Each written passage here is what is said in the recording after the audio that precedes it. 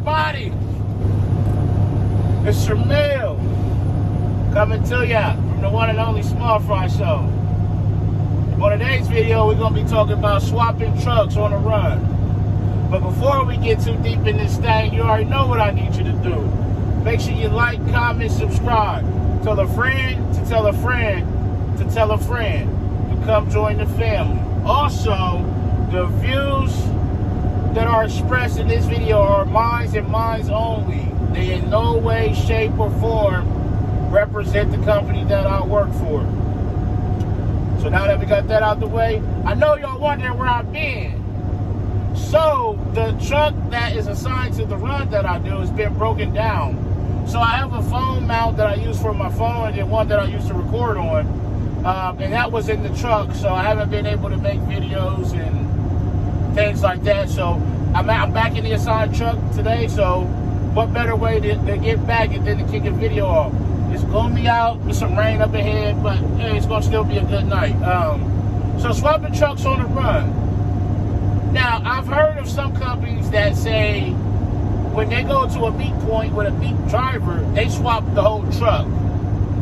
So they may go to, wherever, Indianapolis, and meet a driver. He's going to take the whole unit back west. You're going to bring the whole unit back east. That's not how we do it, at least out of my terminal. We go to a meet point, we swap the loads to keep the truck. But say you're going to meet a driver and there's not a shop at his terminal. And his truck needs to get to your terminal, which has a shop, for a service. So you may take him a tractor and then just switch the whole load, the whole unit, and bring his unit back. That way it can work on his truck. And then, in a day or two, you bring him his truck back with trailers. You get that unit you gave him back. And that's something that can happen. Because see, my terminal has a shop. For example, the guy that I meet, his terminal don't have a shop. So let's just say he needed to get his truck, they arranged it to say, hey, we're going to get your truck worked on in Columbus. And they're like, okay, Shamil, you're going to take him a truck and, we all switch out tonight. You're going to give him the truck and trailers. You're going to bring his truck back. And then when it's time for him to get his truck's fixed and whatever his service is done, all right, we're going to return, now when you go up here tonight, give him his truck back. You take the truck back that we loaned him and then bring that back. So that's something that can happen. And actually, when we do our hook cards and our arrival and departure stuff on our here tablet, it has that option on there to say, hey, are you swapping tractors? Yes or no? If you put yes, that lets the computer and the system know that when he gets in and we switches and he gets in this truck, it's not looking for me to be assigned in this truck. It's going to look for him or her to be in that truck, and it swaps it out on the computer and then the system. That way they know. If you put no, it's going to keep everything the same. It knows to send me my loads, wherever I'm going from that point. And that's how that works, man. So I haven't personally done it yet, but that, I've talked to other drivers and whatnot, and they say, yeah, that's how that works. You may just take them another truck. They maybe are getting new trucks, and they can't get to you to get it.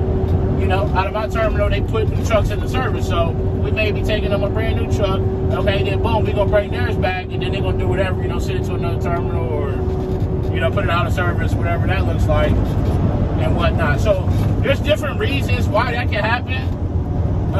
It does happen. Like I said, it's on there, and it's on there for a reason. We were going to do that at one point, to get them a different truck, but it didn't work. It didn't happen. So that kind of, made me think like, well, that'd be a good video topic. But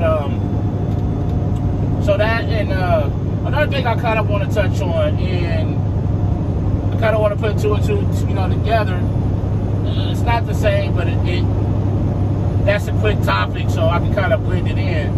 Cruise control, man. People.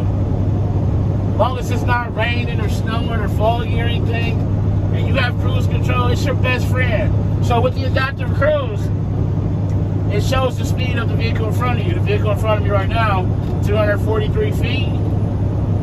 That van just cut over last minute. 394 feet, 72 mile an hour.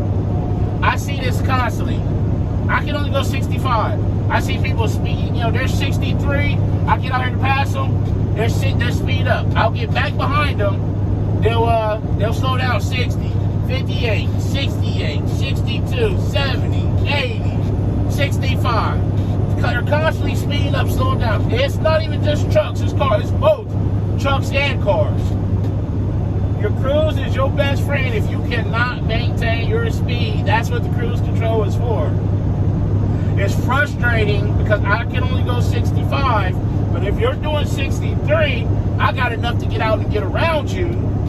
But when you take off and I have to fall back in behind you, and then you do it again, and you keep doing it over and over and over, then I'm forced to back out of it and let you get up there ahead of me. So we not keep catching each other like that. It's to me, it's inattentiveness as a driver. You're not really paying attention to what's going on. Otherwise, you wouldn't be speeding up, slowing down like that.